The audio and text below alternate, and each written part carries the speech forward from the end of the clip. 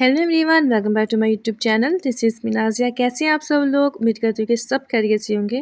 तो आज हम बनाएंगे चिकन मैक्रोनीस। रेस्टोरेंट स्टाइल में बनाएंगे, लेकिन थोड़ा सा इसको ट्विस्ट के साथ इसको पंजाबी फ्लेवर भी देंगे। तो चलिए फिर वीडियो को शुरू करते हैं। तो सबसे पहले हम मैक्रोनीस को बॉईल कर लेंगे। तो एक देगची में पानी शामिल किया है, उसमें शामिल करेंगे 1 खाने का चम्मच नमक। तो पानी में बॉईल आने का वेट किया था, तो अब देखें पानी में बॉईल आना स्टार्ट हो चुके हैं। अब हम इसमें शामिल करेंगे 300 ग्राम मैक्रोनीस और इनको हम बॉईल कर लेंगे। तो बॉईल करने के लिए देखिए मैंने यहाँ पर ढक्कन रख दिया था, ताकि हमारे जो मैक्रोनीज है ना वो जल्दी से बॉईल हो जाए। लेकिन बीच बीच में मैं देखें ढक्कन को हटा रही हूँ और चम्मच चलाते हुए मैं इनको बॉईल कर रही हूँ। तो अब चम्मच चला के हम इसको बॉईल करेंगे।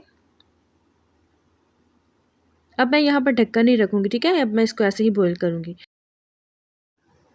तो तकरीबन 10 मिनट के बाद देखिए मैक्रोनीस जो है हमारे 90% बॉईल हो चुके हैं। बाकी के जो 10% है ना वो आगे चल के खुद ही ये पक जाएंगे। वो मैं आगे चल के बताऊंगी कि किस टाइम पर ये पकेंगे। अब इनके ऊपर फ़ौरन से हम जो टूटी का नॉर्मल पानी होता है ना तो वो डालेंगे, ताकि जो हमारे मैक्रोनीस है ना वो आपस में जुड़े नहीं।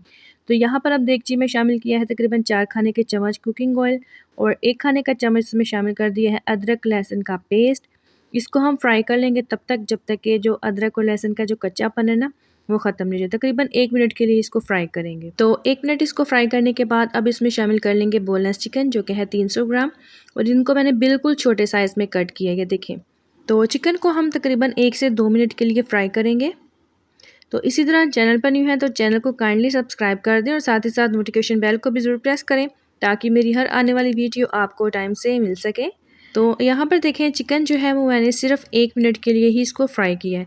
आप देख रहे होंगे कि चिकन का जो अभी कलर है ना वो भी पूरी तरह से चेंज नहीं हुआ। तो अब मैं इसमें शामिल कर दूँगी गाजर, जो कि गाजर भी मैंने बिल्कुल छोटे साइज़ में ली है और ये होगी तकरीबन 1 कप।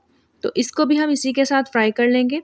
इसका मकसद ये है कि जब तक चिकन का पानी खुश्क होगा ना तो तब तक हमारी जो गाजर है ना वो भी साथ इसी पानी में पक जाएगी, क्योंकि हमने इसको बॉईल नहीं किया, ठीक है। तो अब यहाँ पर इसमें शामिल कर देंगे टमाटर की प्यूरी, जो कि 1 बड़े साइज़ का टमाटर था, इसका छिलका उतार के तो फिर मैंने इसका पेस्ट बनाया था। तो इसको भी हम सिर्फ मिक्स ही करेंगे और साथ ही हम इसमें शामिल कर देंगे स्पाइसेस।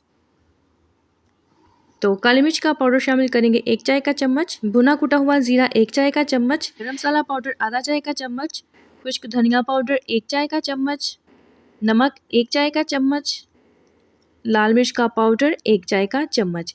अगर आप ज़्यादा स्पाइसी पसंद करते हैं तो फिर आप 1.5 चाय का चम्मच भी इसमें शामिल कर सकते हैं। साथ ही अब मैंने हल्दी शामिल कर दी है और अब हम सारे मसाले की अच्छे से भुनाई कर लेंगे।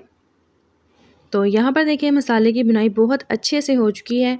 अब मैं इसमें शामिल कर दूँगी 1 अदद चिकन क्यूब्स। इससे क्या होगा कि बहुत ही ज़बरदस्त फ्लेवर आएगा इसमें, तो ये आप लोगों ने ज़रूर ट्राई करना, ठीक है। तो इसे भी अच्छे से मिक्स करने के बाद जब ये हल हो जाएगा तो फिर इसमें शामिल करेंगे 1 कप शिमला मिर्च, जिसको मैंने छोटे साइज़ में काट लिया था,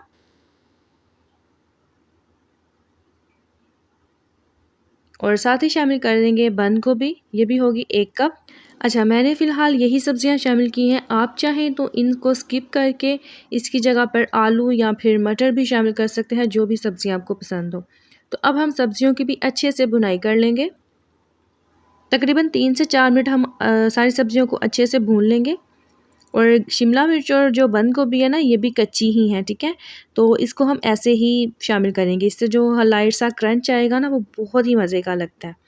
तो अब यहाँ पर मैंने शामिल कर दिया है 1 चाय का चम्मच सोया सॉस और 1 चाय का चम्मच इसमें शामिल करेंगे वाइट सिरका।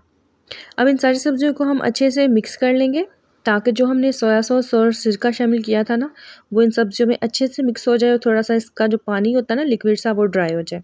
तो अब हम इसमें शामिल कर देंगे मैक्रोनीस, जो हमने बॉईल करके साइड पे रख दिए थे। अच्छे से मिक्स कर लेंगे, लेकिन ये हमारी रेसिपी अभी कंप्लीट नहीं हुई। एक चीज़ हम आगे चल के शामिल करेंगे। तो इसको अच्छे से मिक्स करने के बाद अब यहाँ पर हम शामिल कर देंगे लास्ट में तकरीबन 6 खाने के चम्मच केचप। सिंपल केचप मैं यूज़ कर रही हूँ। तो अगर आप केचप यूज़ नहीं कर रहे तो फिर आप थोड़ी सी इसमें चीनी शामिल कर लीजिएगा, तकरीबन 1 चाय का चम्मच।